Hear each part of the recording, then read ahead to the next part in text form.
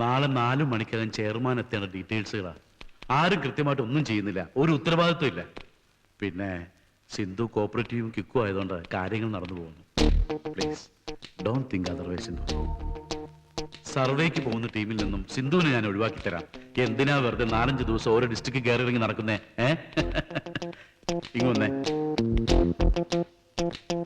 സിന്ധു ഇത് പ്രിപ്പയർ ചെയ്ത് കഴിഞ്ഞിട്ട് നിങ്ങൾ പോയാൽ മതി. B here. ശരി സാർ. ആ, തീരുമ്പോ ക്യാബിലേക്ക് കൊണ്ടുവന്നോളൂ. കറക്ഷൻ ഉണ്ടെങ്കിൽ അപ്പോ പറയാം.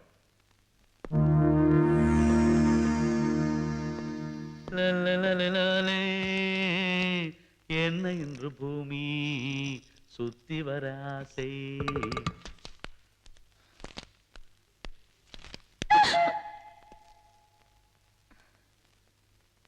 ഞാൻ കൊണ്ടുപോയി കൊടുക്കാം. വേണ്ട വേണ്ട, ഞാൻ കൊടുത്തോളാം. എനിക്കൊരു ചാൻസാ, വല്ലപ്പോഴല്ലേ ഇങ്ങനെ ഒരു ചാൻസ് കിട്ടൂ. വിനയേട്ടാ, ഇതിനകത്ത് വിനയേട്ടന് കാര്യമില്ല. പറയണ കേക്ക്. വിനയേട്ടാ, വിനയേട്ടാ, ഇത് എന്റെ ഓഫീസ്, അത് മറക്കരുത്. സിന്ധു എന്റേതാണ്, അതും മറക്കരുത്. നീ വരണ്ട, വന്നാൽ എന്റെ കൺട്രോൾ വിട്ടുപോകും. ഒറ്റയ്ക്കാവുമ്പോ ഞാനൊരു തമാശ ആക്കി എടുത്തോളാം. മുത്തന്തരാശൈ.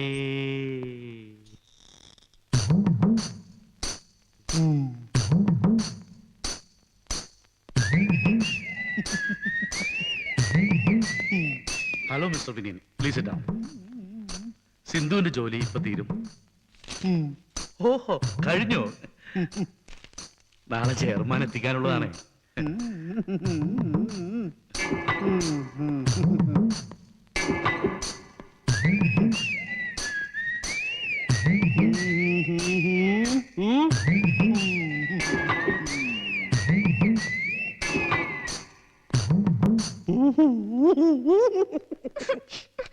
നല്ല ശരിക്കും കൊടുത്തു. വാ.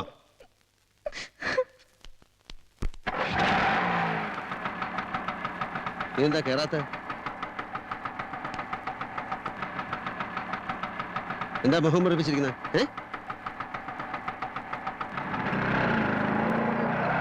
ശോശാമേട്ടത്തി, താക്കോല്.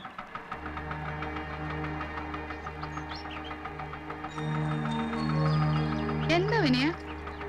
ഇങ്ങോട്ടിട്ടെ. വിനയ എന്താ? സിന്ധു, ഒന്നുകൂടി വേഗം വന്നേ. അവിടെ വിനയനെ സിന്ധു കൂടെ ഇരുന്ന വഴക്ക്. അങ്ങോട്ട് ഇത് എവിടെ പോന്നു? ഞാൻ ഈ ഡ്രസ് ഒന്ന് ചേഞ്ച് ചെയ്യട്ടെ. ആ, വേഗം വാ. നീ എന്താ ഈ വീർപ്പിച്ച് കെട്ടി നടക്കണേ? വിനയേട്ടൻ എന്തിന്റെ കാര്യമായിരുന്നു? വിനയേട്ടന്റെ കാര്യം നോക്കിയപ്പോ എനിക്ക് നിന്റെ കാര്യം കൂടെ നോക്കണം. എന്റെ കാര്യം നോക്കാൻ എനിക്കറിയാം. നാളെ ഓഫീസിൽ പോകുമ്പോ എല്ലാരും എന്ത് വിചാരിക്കും? മുഖത്ത് നോക്കി പറയാൻ ധൈര്യം ഇല്ലാത്തോണ്ട് ഭർത്താവിനും കൂടി വന്നു. അല്ലെങ്കിൽ മുഖത്ത് നോക്കി പറയാൻ എന്തൊരു ധൈര്യം. എനിക്ക് ധൈര്യമൊക്കെ ഉണ്ട്. എന്റെ മുണ്ട് ഇവിടെ. വിനയേട്ടൻ വെറുതെ ഒച്ച ഒന്നും എടുക്കണ്ട. വിനയേട്ടൻ ചെയ്ത് തെറ്റ് തന്നെ. ഞാൻ എന്ത് ചെയ്തു? എന്തിന്റെ ഫയൽ വാങ്ങി അയാളുടെ മുമ്പിൽ പോയത്? നിന്നെ ഒന്ന് വളയ്ക്കുന്നതിന്റെ ഭാഗമായിട്ട് അയാൾ നിന്നെ അധിക നേരം പിടിച്ചിരുത്തി ജോലി അയച്ച ഒരു ശൃംഗാര ശ്രമം നടത്താൻ തുനിഞ്ഞിട്ട് ഞാൻ നോക്കിക്കോളാം എന്ന് പറയുന്നല്ലാതെ ഒരു കാര്യം നോക്കാൻ നിനക്ക് അറിഞ്ഞൂടാ. അതിനുള്ള കരുത്തുമില്ല, തന്റെടവുമില്ല. പറയേണ്ട സമയത്ത് പറയേണ്ടതുപോലെ പറയാൻ പഠിക്കണം. അത് നിനക്കറിയില്ല. അതുകൊണ്ട് ഞാൻ ഇടപെട്ടു. ഒരു അക്ഷരം പോലും സംസാരിക്കാതെ കാര്യം സാധിച്ചെടുത്തു. എനിക്കൊന്നും കേൾക്കണ്ട.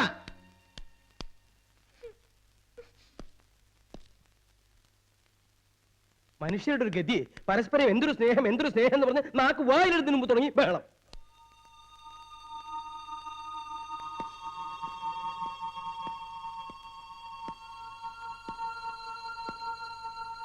എനിക്ക് കൂടണം.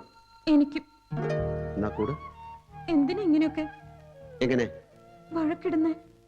കൂടാൻ. എന്തിനു പിണങ്ങി? ഇണങ്ങാൻ. ഇനി ഇങ്ങനെയൊന്നും വേണ്ട കേട്ടോ. അയ്യോ, വേണ്ട കേട്ടോ.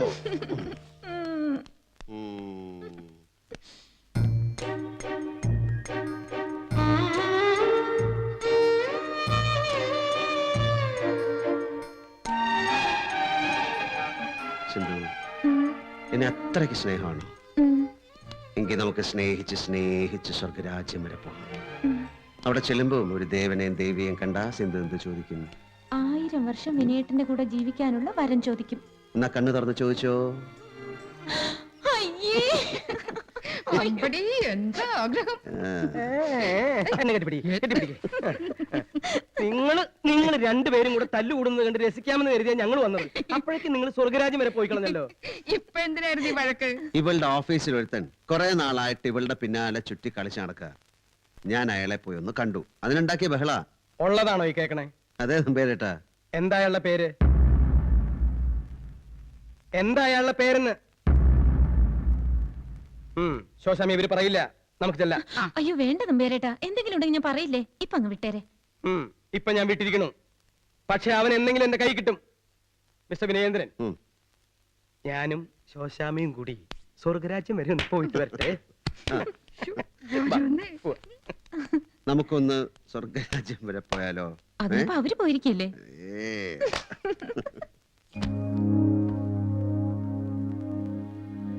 വിനയേന്ദ്രന്റെ അൺഓർത്തഡോക്സ്ഡ് ആയിട്ടുള്ള ടീച്ചിങ് സ്റ്റൈലിനെ പറ്റി എല്ലാവർക്കും പറയാനുള്ളൂ. ക്ലാസ്സിൽ നിറഞ്ഞത് പാഠപുസ്തകം ഇതുവരെ തുറപ്പിച്ചിട്ടേ ഇല്ലെന്നാണ്. അതെന്താ അങ്ങനെ? മറ്റു കുട്ടികളുടെ പോലും ഹീറോവായി മാറിക്കൊണ്ടിരിക്കുകയാണ് അയാള്. എന്താണ് അവിടെ നടക്കുന്നത് എന്നറിയണം. ഒന്ന് വിളിച്ച് വാഞ്ചിത് വിടുന്നത് നന്നായിരിക്കും. I'll do it, sir. Good morning sir. Good morning. ടീച്ചിങ്ങിന് ഇന്നെന്തെങ്കിലും പുതിയ മെത്തേഡ് കൊടുക്കാൻ ഉദ്ദേശമുണ്ടോ? Any miracle? ഞാൻ ആലോചിച്ചു വരികയായിരുന്നു. അതെ, ഞങ്ങൾ ഈ സ്ഥാപനത്തിൽ അതേവരെ തന്നെയാ. ടീച്ചിങ് പ്രൊഫഷൻ അന്തസ്സുണ്ട്, ലക്ഷ്യമുണ്ട്, രീതിയുണ്ട്. ഇതൊക്കെ മറന്ന് പിള്ളേരെ കൊണ്ട് തലവത്തി മറിയിച്ചാൽ ഷൈൻ ചെയ്യാൻ പറ്റും ആർക്കും. പിന്നെ ഇതൊന്നും അത്ര വലിയ കാര്യമില്ലാന്ന് സാറിന്റെ ഉള്ളിലെങ്കിലും ഒന്ന് തോന്നിയാ ഉള്ളിൽ ഇപ്പൊ എനിക്ക് തോന്നുന്നത് അതല്ല, ഇന്ന് എങ്ങനെ ഷൈൻ ചെയ്യാൻ പറ്റുമെന്നാണ്. മേശപ്പുറത്ത് കയറി പഠിപ്പിച്ചു നോക്ക്, ചിലപ്പോ പിള്ളേർക്ക് ഇഷ്ടപ്പെടും. മേശപ്പുറത്ത് കയറി. Good idea. Very good, very good, very good.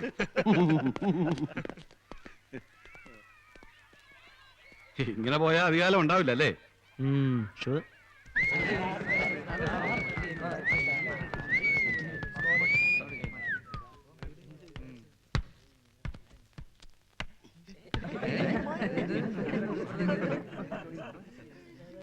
ഞാൻ എന്തിനാണ് ഇതിന്റെ പുറത്ത് കയറി നിൽക്കുന്നത്? കൂടുതൽ പൊക്കം തോന്നാൻ അല്ല, ജീവിതത്തെ പല പല ആംഗിളിലൂടെ, പല പല വീക്ഷണകോണുകളിലൂടെ കണ്ടുപഠിക്കണമെന്ന് എന്നെ തന്നെ ബോധ്യപ്പെടുത്താൻ. കമോൺ, എല്ലാരും ഡെസ്കിന്റെ മുകളിൽ കയറ. Come on I say.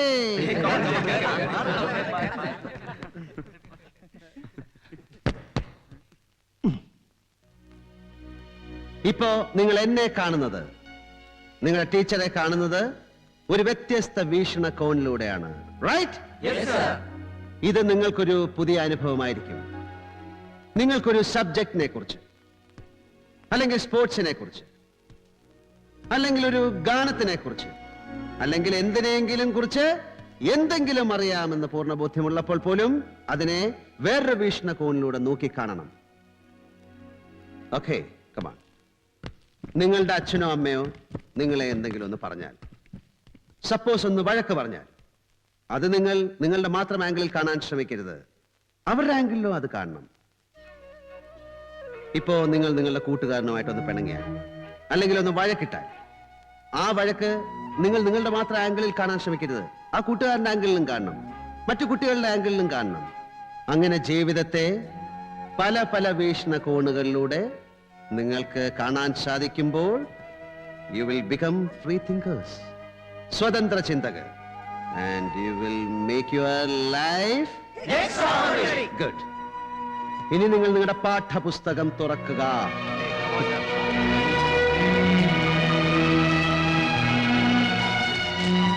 നിങ്ങളുടെ പാഠപുസ്തകത്തിൽ നിന്നും നിങ്ങൾക്ക് ഇഷ്ടമുള്ള ഒരു പാഠം എടുക്കുക, എന്നിട്ട് അത് മനസ്സിരുത്തി വായിക്കുക. എന്ത് വായിക്കുമ്പോഴും എഴുത്തുകാരൻ എന്തുദ്ദേശിക്കുന്നു, എന്ത് ചിന്തിക്കുന്നു എന്നാണ് എല്ലാവരും നോക്കാറ്. പോകാൻ പറ. നിങ്ങൾ എന്ത് ചിന്തിക്കുന്നു, നിങ്ങൾ എന്ത് മനസ്സിലാക്കുന്നു എന്നതാണ് പ്രധാനം. ശ്രദ്ധിച്ച് വായിച്ചിട്ട് അതിനെക്കുറിച്ചൊരു ഉപന്യാസം, എസ്സേ തയ്യാറാക്കുക. എന്നിട്ട് ലൈബ്രറിയിലേക്ക് വരിക, ഞാൻ അവിടെ ഉണ്ടാവും.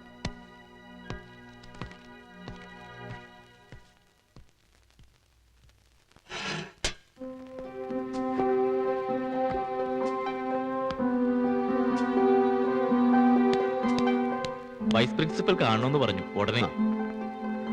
അയ്യോ, ഞാൻ ക്ലാസ് എടുത്തോണ്ടിരിക്കുകയാണ്, അത് കഴിഞ്ഞിട്ട് വരാം.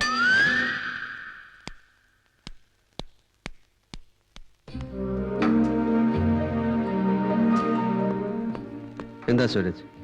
ഞാൻ എഴുതി സർ. ഇതിന് എത്ര മാർക്ക് കിട്ടും? 70%. അപ്പൊ ഡിസ്റ്റിങ്ഷൻ ഇല്ല. ഞാൻ എളുപ്പം എഴുതി തീർത്ത് കൊണ്ടുവരികയായിരുന്നു. എന്തേ? എനിക്ക് സാറിനെ ഒന്ന് കാണണമായിരുന്നു. സാറിന്റെ ഒരു സഹായം എനിക്ക് വേണമായിരുന്നു. എന്ത് സഹായം? ശരിയാണ്. യെസ്, പറയൂ. സർ, അടുത്ത ആഴ്ച ഒരു കൾച്ചറൽ പ്രോഗ്രാമിന് ഒരു ട്രൂപ്പ് വരുന്നുണ്ട്. അവരുടെ പ്രോഗ്രാമിൽ പാടാൻ കുട്ടികളെ വേണമെന്ന് ആവശ്യപ്പെട്ടിട്ടുണ്ട്. ഓക്കെ. സാർ എനിക്ക് പാടണം. സൂരജ് പാടുമോ? പാടും, ബാത്റൂമിലൊക്കെ വെറുതെ. Very good. അപ്പൊ നീ പാടും, നിന്നെ കൊണ്ട് ഞാൻ പാടിക്കും. പക്ഷെ അതല്ല പ്രശ്നം. ഉം. എന്റെ അച്ഛൻ സമ്മതിക്കില്ല. എന്താ കാര്യം? അച്ഛൻ പറയണത് ഞാനിപ്പോ പഠിച്ചാൽ മാത്രം മതിയെന്ന.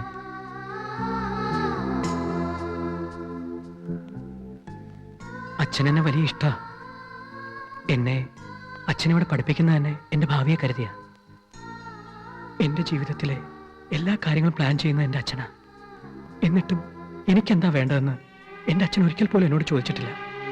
എന്നോടിപ്പോ സംസാരിച്ച പോലെ സൂരജ് എന്തെങ്കിലും അച്ഛനോട് സംസാരിച്ചിട്ടുണ്ടോ? ഇല്ല. വൈ? അതിനെനിക്ക് കഴിയില്ല. അത് ചിലപ്പോ എന്റെ അച്ഛനെ വിഷമിപ്പിച്ചാലോ.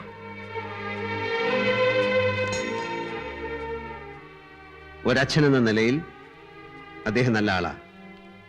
പക്ഷെ നീ ഒരു നല്ല മകനല്ല. നീ അച്ഛന്റെ മുമ്പിൽ അഭിനയിക്കുകയാണ്. നിന്റെ ആഗ്രഹങ്ങളും മോഹങ്ങളും ചിന്തകളും അച്ഛനിൽ നിന്ന് മറയ്ക്കുകയാണ്. അത് തെറ്റാണ്. അങ്ങനെ ഒരിക്കലും ചെയ്യാൻ പാടില്ല. നീ ഇന്ന് തന്നെ ലീവ് എടുത്ത് അച്ഛനെ പോയി കാണും, എല്ലാ കാര്യവും തുറന്നു പറയും, എന്നിട്ട് അനുവാദത്തോടെ മടങ്ങി വരും. ഓക്കെ? റൈറ്റ്? Yes sir. ആ, കം ഓൺ.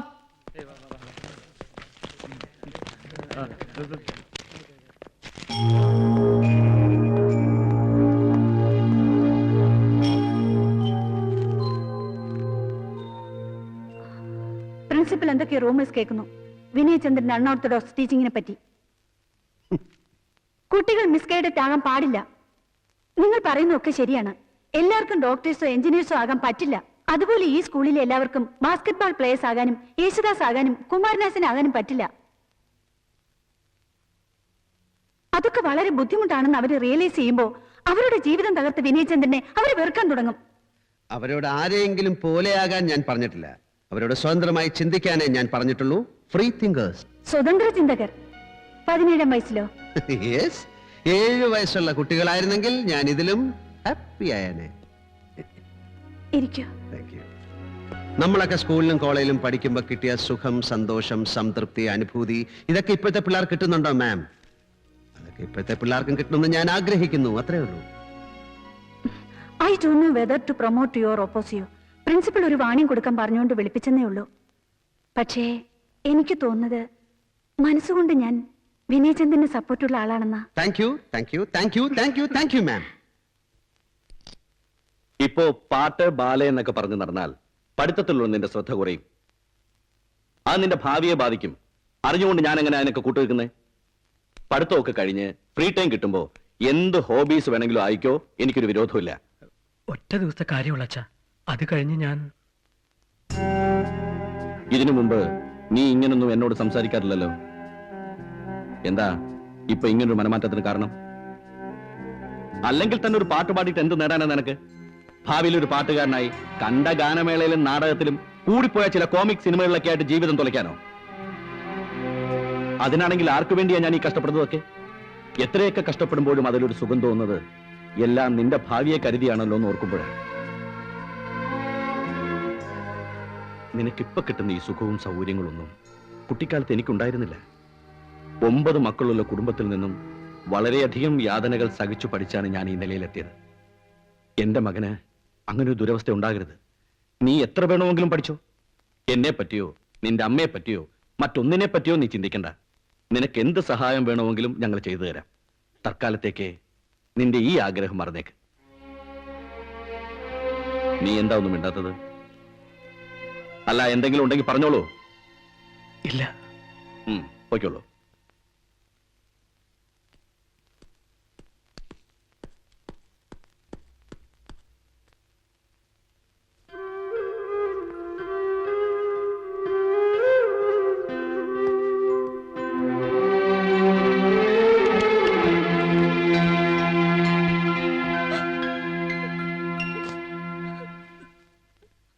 എന്താ? ഒന്നുമില്ല.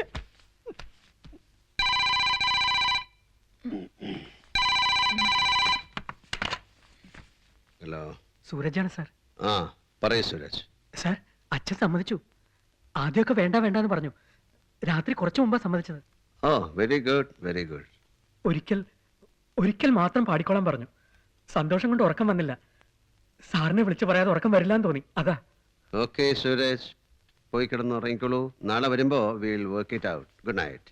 Good night sir. ആരായിരുന്നു സ്റ്റുഡന്റ്, ഈ പാതിരാക്കോ? a sweet goodbye.